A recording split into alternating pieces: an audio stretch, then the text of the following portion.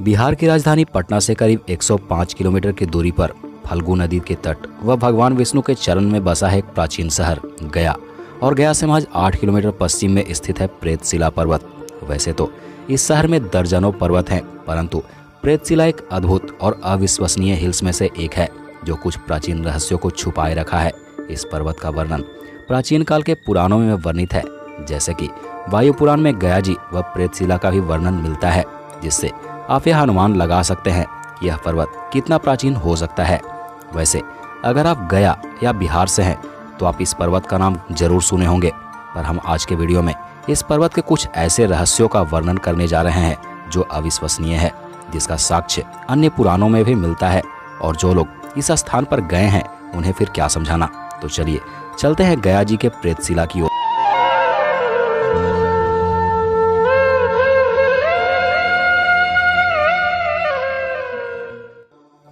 मित्रों, गया जी के बारे में एक बड़ी ही रोचक कथा वायु पुराण व गरुड़ पुराण में मिलती है।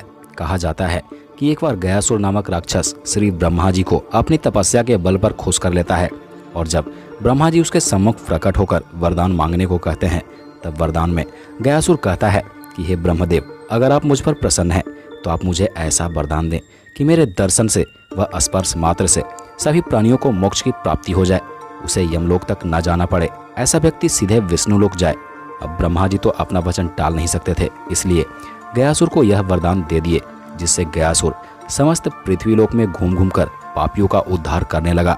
जो भी व्यक्ति पापी प्रवृत्ति का होता वह गयासुर का स्पर्श या दर्शन कर लेता और मृत्यु के उपरांत मोक्ष को प्राप्त कर लेता। अब सभी पापी तो विष्णुलोक जा रहे थे, इसलिए यमराज की व्यवस्था में गड़बड़ होने लगी। सारा यमलोक सूना पड़ने लगा। तब यमराज परेशान होकर ब्रह्मा जी के पास जाते हैं और इससे निवारण के उपाय पूछते हैं। तब ब्रह्मा, विष्णु व महेश मिलकर एक नीति बनाई और गयासुर से कहा कि गयासुर, तुम अनंत पवित्र हो, इसलिए भगवान विष्णु चाहते हैं कि वे तुम्हारे पीठ पर यज्ञ करें। गयासुर पहले से ही धर्मात्मा प्रवृत्ति का था, वह छल करना नहीं जानता था, इसलिए यज्ञ के लिए खुशी खुशी राजी हो गया। जब यज्ञ संपन्न हुआ फिर भी गयासुर चलने फिरने में असमर्थ नहीं हुआ। तब विष्णु ने गयासुर के पीठ पर पैर रखकर अचल कर दिए, और इतना ही नहीं, गयासुर के पीठ पर एक बड़ी सी शिला भी रखा ताकि वह अचल हो जाए, जिस शिला का नाम है प्रेतशिला। इतना कुछ होने के बाद भी गयासुर भगवान का सुमिरन करता रहा। गयासुर के इस समर्पण को देखकर भगवान विष्णु अति प्रसन्न हुए और वरदान दिया और कहा कि हे गयासुर, अब से यह स्थान जहाँ तुम्हारे पीठ पर यज्ञ हुआ है वह स्थान गया के नाम से जाना जाएगा। इस स्थान पर जो भी पिंडदान व श्राद्ध कर्म करने आएंगे उनका मैं उद्धार करूंगा, और इतना ही नहीं, जो अपने पितरों के लिए श्राद्ध करेंगे उनका भी उद्धार होगा।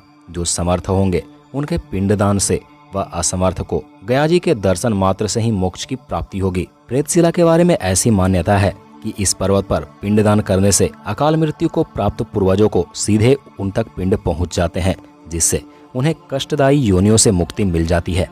इस पर्वत को प्रेतशिला के अलावा प्रेत पर्वत, प्रेत कला एवं प्रेतगिरी भी कहा जाता है। पंचतीर्थ वेदी गया तीर्थ के उत्तर दक्षिण में भी है।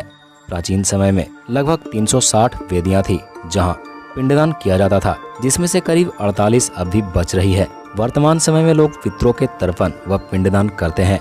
गया की वेदियों में विष्णुपद मंदिर, फल्गु नदी के किनारे और अक्षय वट पर पिंडदान करना अनिवार्य माना जाता है।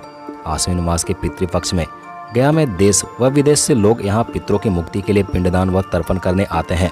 पितृपक्ष में गया शहर में एक विशेष मेला का भी आयोजन किया जाता है। गया के प्रमुख वेदियों में वैतरणी सरोवर, सीताकुंड, नागकुंड, पांडुशिला, रामशिला, मंगलागौरी, काकबली व प्रेतशिला प्रमुख है, जिसमें प्रेतशिला को अलग ही दर्जा प्राप्त है। ऐसा माना जाता है कि पिंडदान करने वाले के पितृ यहाँ किसी न किसी रूप में आकर पिंड ग्रहण करते हैं और पुनः परलोक चले जाते हैं। कई पुराणों में यह जिक्र मिलता है कि प्रेतशिला पर्वत के पत्थरों में जो दरारें हैं वही मृत्युलोक से परलोक का रास्ता है, जिसके द्वारा प्रेत आत्माएं आती है और पिंड ग्रहण करती है। बिहार का गया जी केवल प्रेतशिला के लिए ही नहीं बल्कि बोधगया, विष्णुपद, रामशिला व कई अन्य स्थानों के लिए भी प्रसिद्ध है। प्रेतशिला पर्वत के ऊपर है प्रेतशिला वेदी। इस पर्वत की ऊंचाई करीब 975 मीटर है।